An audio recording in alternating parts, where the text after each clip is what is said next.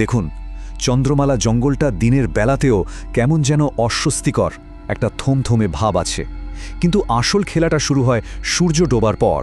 তখনই ওটা আর জঙ্গল থাকে না, হয়ে ওঠে একটা শিকারি। গ্রামের লোকেদের মুখে মুখে এটাই ফেরে, প্রতি পূর্ণিমার রাতে এই জঙ্গল এক ক্ষুধার্ত জীবন্ত সত্তায় পরিণত হয়।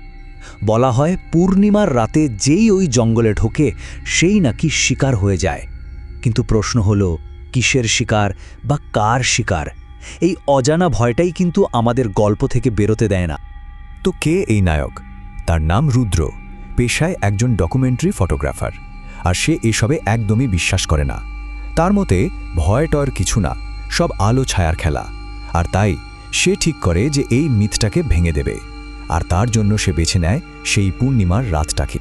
আর যেই না রুদ্র জঙ্গলে পা রাখল, সঙ্গে সঙ্গে তার ওই আত্মবিশ্বাসের দেওয়ালে কিন্তু চিড় ধরতে শুরু করল। লেখক এখানে কি দারুণভাবে পরিবেশটাকে ব্যবহার করেছেন ভয়টাকে ধীরে ধীরে বাড়ানোর জন্য। প্রথমেই দেখুন পরিবেশটাই কেমন যেন বদলে গেল। চাঁদের আলো এমনভাবে গাছের পাতার ফাঁক দিয়ে আসছে যে মনে হচ্ছে চারপাশে ছায়ারা নড়াচড়া করছে।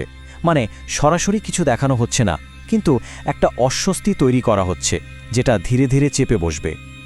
আর ঠিক সেই অস্বস্তির মধ্যেই প্রথম বিপদ সংকেত, পায়ের শব্দ।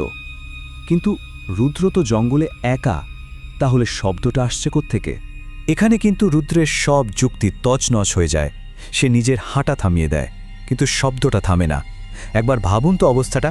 ঠিক তখনই ও বুঝতে পারে ও একা নয়, আর মনের ভেতর যেটুকুও সাহস ছিল তার জায়গা নিতে শুরু করে আদিম ভয়। ভয় পেলেও রুদ্র কিন্তু ফটোগ্রাফার। সে তার সবচেয়ে বড় অস্ত্রটা বের করে, ক্যামেরা। ভাবে ফ্ল্যাশের আলোয় দেখবে কে আছে। কিন্তু ফ্ল্যাশ জ্বলে ওঠার পর ক্যামেরার ফ্রেমে যা ধরা পড়ল, সেটা তার সবথেকে ভয়ঙ্কর দুঃস্বপ্নের থেকেও খারাপ। মানুষের মতো একটা মুখ, কিন্তু চোখ দুটো, নিছক দুটো কালো গর্ত। এরপর ভয়টা যেন একেবারে ঝাঁপিয়ে পড়ে। পরপর ঘটতে থাকে ঘটনাগুলো। প্রথমে হঠাৎ করে জঙ্গলের সব আওয়াজ সব থেমে যায়, একটা জমাট বাঁধা নিস্তব্ধতা। তারপরে কানে আসে একটা ফিসফিসানি, যেন কেউ বলছে ফিরে যা। কিন্তু ততক্ষণে অনেক দেরি হয়ে গেছে। গাছের গায়ে রুদ্র দেখতে পায় রক্তের মতো শুকনো দাগ। আর সব শেষে যা ঘটে তা একেবারে হাড় হিম করা। মাটি ফুঁড়ে বেরিয়ে আসতে থাকে মানুষের হাত, যেন জঙ্গলটাই ওকে গিলে খেতে চাইছে। এই পয়েন্টে এসে রুদ্রের যুক্তিবাদী মনটা পুরোপুরি ভেঙে চুরমার হয়ে যায়। হঠাৎ করেই যেন ঝড় থেমে গেল, সব শান্ত। আর রুদ্রের সামনে এসে দাঁড়ালো সাদা শাড়ি পরা এক নারী। তার চোখে যেন শতাব্দীর পর শতাব্দী ধরে জমে থাকা কষ্ট। এই নারী এই জঙ্গলের অভিশাপের আসল চাবিকাঠি। তার মুখ থেকে খুব শান্তভাবে মাত্র 3টে শব্দ বেরিয়ে আসে, কিন্তু সেই 3টে শব্দই চন্দ্রমালা জঙ্গলের সব রহস্যের ওপর থেকে পর্দা সরিয়ে দেয়। সে বলে, আমি প্রথম শিকার। আচ্ছা, সত্যিটা তো জানা গেল, কিন্তু রুদ্র যে এই মিথটাকে ভাঙতে এসেছিল, তার নিজের কি হলো?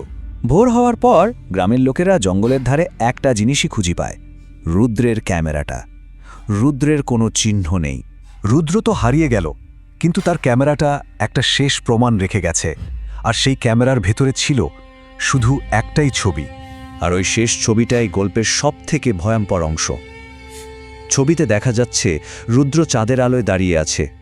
তার মুখটা ভয়ে জমে গেছে, চোখ দুটো আতঙ্কে বেরিয়ে আসার মতো। আর তার ঠিক পেছনে অন্ধকারের মধ্যে থেকে তাকিয়ে আছে অগুনতি কালো চোখ।